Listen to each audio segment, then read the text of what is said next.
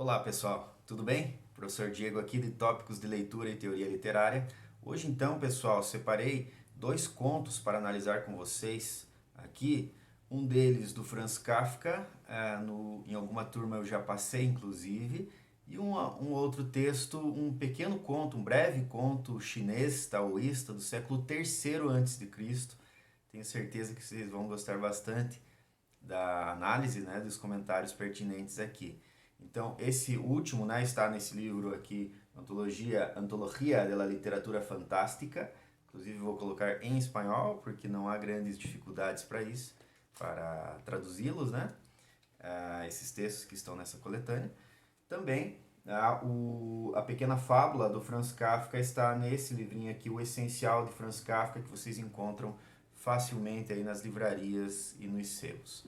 Ok, pessoal? Então esse é o plano para hoje, é articular de alguma forma os elementos que a gente viu na aula sobre os gêneros narrativos e, no segundo momento, algumas noções que estão presentes no último vídeo a respeito da teoria do conto, segundo aquele capítulo da professora Nadia Gottlieb, que se baseia bastante, especialmente, em Edgar Allan Poe e também em Julio Cortázar, né, para ficar nos dois maiores nomes citados naquele capítulo lá.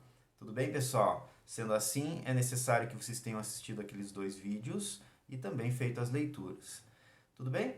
Então, começaremos pelo texto A Pequena Fábula do Franz Kafka. Franz Kafka que foi um mestre, né, dos textos curtos.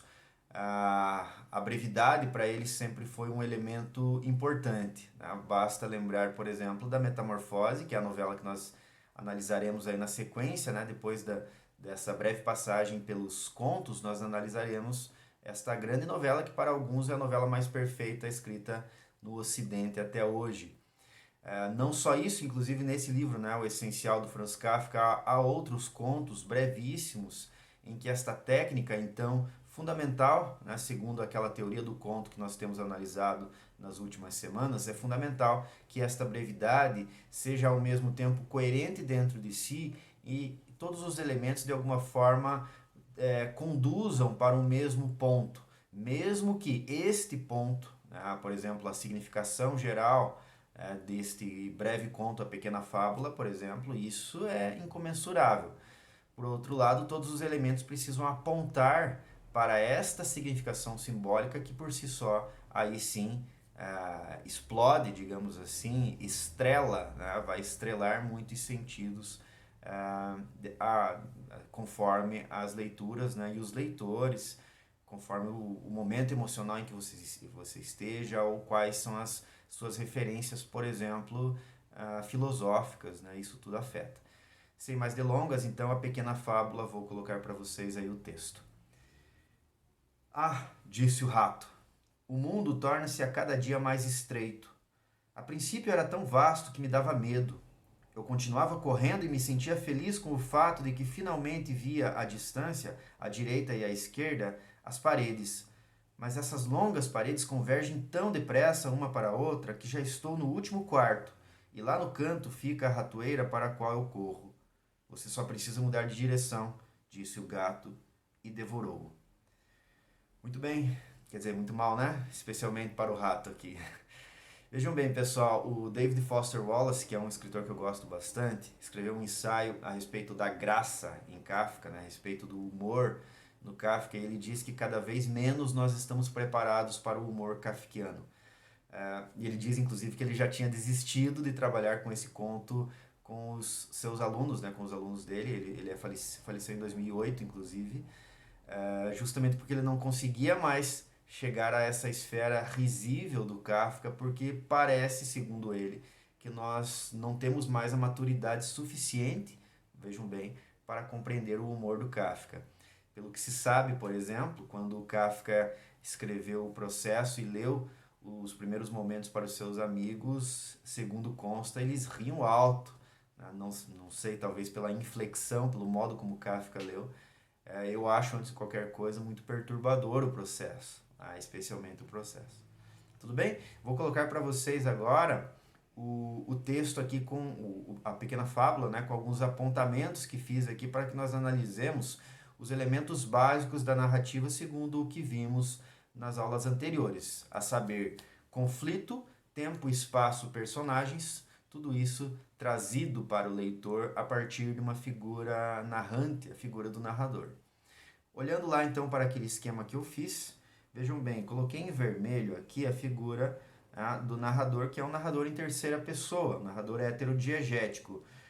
Há muita gente que, quando lê rapidamente esse conto, chega a pensar que o narrador é o próprio rato, né? Mas a presença das aspas aqui indica o discurso relatado, né? Então, se você prestar atenção, o disse o rato aqui e o disse o gato e devorou lá no final, tá? Fazem com que haja esse narrador heterodiegético, ou seja, um narrador que não participa dos feitos aqui, nesse caso do destino, né, do ratinho aqui e do gato também, de forma direta e indireta.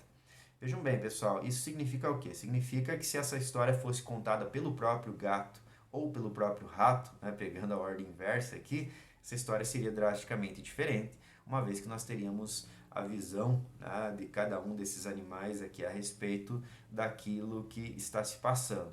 O narrador, que de alguma forma somos nós mesmos, né? A gente se coloca acima disso. Aliás, isso ocorre com todas as fábulas, né? As fábulas, embora sejam histórias a respeito de animais, são histórias com uma moral aplicável a seres humanos, evidentemente. Tá? Pensemos já em qual seria a moral desta história em específico aqui. Coloquei então em verde rato e gato como os personagens, né? Então essas cores já dão a indicação. Depois separei aqui tempo e espaço, né, em dois retângulos aqui. O tempo, tá, dá uma indicação de que antes havia algo de bom e agora a situação vem piorando gradativamente, né, vem crescentemente piorando. Ou seja, o tempo quanto mais passa, mais difícil fica a vida do rato. Por outro lado, o espaço segue a mesma toada, uma vez que no início ele era vasto e por isso mesmo era bom, havia liberdade, né? Pensemos no conceito de liberdade aqui. E por outro lado, no agora, ele vai se estreitando cada vez mais, né? Então, tempo e espaço estão absolutamente aqui vinculados um ao outro, justamente porque o agora é disfórico. Tá? O agora não promete uma esperança, tá? Digamos assim. O presente está cada vez mais ausente de um futuro redentor. Essas noções são importantes para compreender certa linha filosófica do século passado, que nós chamamos de existencialismo. Né? Então, quem tem leituras nesta área certamente enxerga nesta pequena fábula, nesta breve fábula aqui, conceitos existencialistas, por exemplo, de um Sartre ou de um Albert Camus, por exemplo. Tá?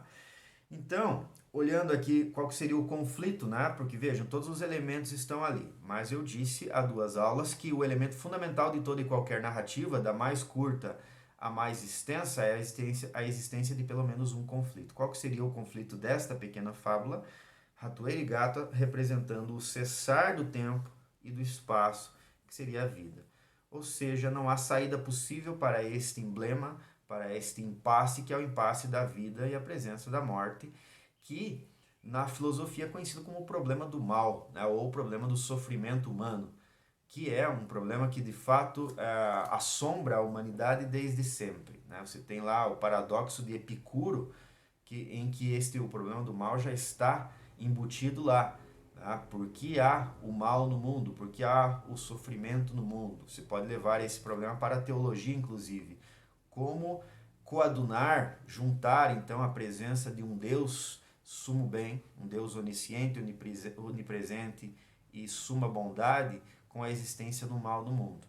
Digo de passagem que esse problema já foi resolvido dentro da filosofia no século IV depois de Cristo, no livro Livre-Arbítrio do Santo Agostinho. Tá? Posso comentar, se for interesse das turmas, né, em sala de aula, essa resposta. Caso não seja, indico a leitura das singularidades, né, dos indivíduos que se interessem pelo assunto. O Livre-Arbítrio é um livro de filosofia muito interessante, independentemente se você tem ou não religião, se você partilha ou não da religião do Santo Agostinho. É um tema muito interessante porque aparece na filosofia e na literatura desde sempre. Sendo assim, pessoal, esse texto, aqui a pequena fábula, de fato muito breve, só que com repercussões, com desenvolvimentos absolutamente interessantes no plano do significado, como eu disse no início, a depender das referências que você tenha, não só de visão de mundo, mas também das referências de leitura, de linhas filosóficas pelas quais você possa ter maior ou menor simpatia, digamos assim, embora o assunto seja pouco simpático no plano existencial. É um assunto bem pesado. Há muita gente que, quando cai a ficha a respeito dessa pequena fábula, fica um pouco em choque, assim, mas a literatura, especialmente a literatura do Kafka, é repleta desses choques existenciais que, em última análise, fazem bem para nós. Posso assegurar, e posso comentar isso numa aula ao vivo também. Tudo bem, pessoal? Mais ou menos, né? Tudo mal, especialmente para o ratinho aqui. Vamos para o próximo conto, então, rapidamente. O próximo conto eu vou colocar para vocês aí, pessoal. Tá em espanhol, né? Se chama Sueño de la Mariposa, tá? É um conto, como eu disse, um conto chinês que está inserido na linha taoísta chinesa, né? Muito antiga, uma linha mística chinesa. Enfim, né? Quem gosta de religiões comparadas é um assunto bem interessante, estudar o taoísmo. Tá? Depois, se vocês tiverem curiosidade, posso passar alguma referência para vocês. Mas de cara, digo que este textinho aqui do século III a.C. traz em si problemas filosóficos muito sérios que serão abordados na filosofia ocidental somente no século, a sério pelo menos, né? Somente no século XVIII, né? Na figura do Immanuel Kant. Daqui a pouco dou detalhes a respeito disso. Vou ler aqui e depois comento. Xuanzhu sonhou que era uma mariposa. Al despertar, ignorava se era Tzu que havia sonhado que era uma mariposa ou se era uma mariposa e estava sonhando que era Tzu. Quem gosta de Raul Seixas, né, vai lembrar, ele tem uma música inspirada nessa historieta aqui, né, nessa fábula, digamos assim. Tem até um tom, né, não é exatamente fábula enquanto gênero, né, gênero literário propriamente, mas tem esse teor assim meio lendário, né, assim meio de anedota oriental mesmo, né, aquelas pérolas de sabedoria. Isso é muito comum na mística taoísta, né. Posso dar detalhes lá na aula ao vivo também. Vocês podem perceber, o autor é Xuanzhu, né, e ele se coloca como personagem aqui, e a gente percebe, de novo, né, já estou colocando agora com as colorações, que de novo nós temos um narrador heterodiegético, ou seja, que enxerga de fora isso. Como é que nós sabemos? Nós sabemos pelo verbo que está na terceira pessoa, sonhou, aqui, alguém sonhou, nesse caso, Tzu, né, Xuanzhu. Coloquei como personagens aqui Tzu e a borboleta, embora, né, e essa é a grande questão, possam ser a mesma personagem. Né? E essa é uma das questões a serem resolvidas aqui neste conto. Ok? Por outro lado, tempo e espaço. Né? De novo, temos duas indefinições aqui muito correlacionadas, uma vez que tempo e espaço só podem ser concebidos de modo unificado. Né? Você tem um antes e um agora, mas que é indefinido uma vez que o tempo do sonho e da realidade estão aqui fluidos, né? Há uma dificuldade de se apontar aqui justamente se é que houve, né, um apartamento, uma divisão entre o tempo do real real e o tempo do real onírico aqui. Da mesma forma, o espaço. É sonho ou realidade? Há uma indefinição aqui. E neste sentido, estes elementos, assim como aconteceu no breve conto ali na pequena fábula do Franz Kafka, os elementos da própria narrativa nos ajudam a pensar a respeito do conflito, que é, nesse caso, como assegurar a existência e a concretude do real.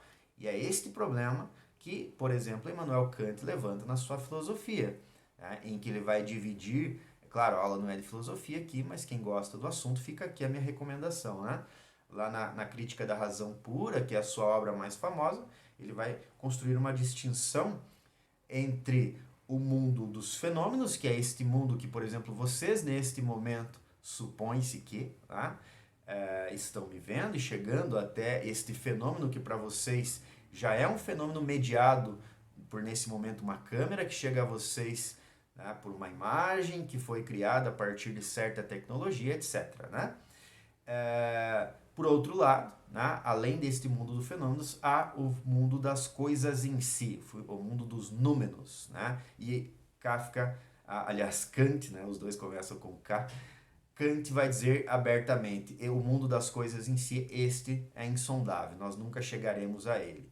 Ou seja, a essência das coisas, o que realmente elas são, nós nunca chegaremos, segundo Immanuel Kant. Existe, então, um ceticismo, né, e deriva disso um pessimismo também, com relação a essa perspectiva epistemológica, ou seja, o conhecimento das coisas, a produção de conhecimento válido, segundo Immanuel Kant. Vejam bem, 3 séculos antes de Cristo, nesta parábola, digamos assim, taoísta, encontramos já o filme Matrix está contido, né, nesta anedota, uma vez que o que está por trás é que elementos há, neste momento, por exemplo, em que vocês me enxergam, que podem assegurar concretamente que vocês não estão sonhando ou que eu não estou sonhando tudo isto neste momento.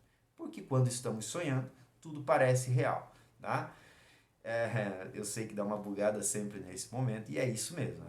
O conto é absolutamente breve, justamente para que todo o resto da reflexão filosófica que deriva dele fique ao nosso encargo. E este é o grande charme do conto, por ser breve, a continuação disso tudo segue em nós. Sendo assim, pensemos a respeito disso, da pequena fábula a essa anedota taoísta aqui. Temos muito a pensar até o resto da vida. Tudo bem? Espero que vocês tenham gostado do vídeo. Forte abraço e até logo.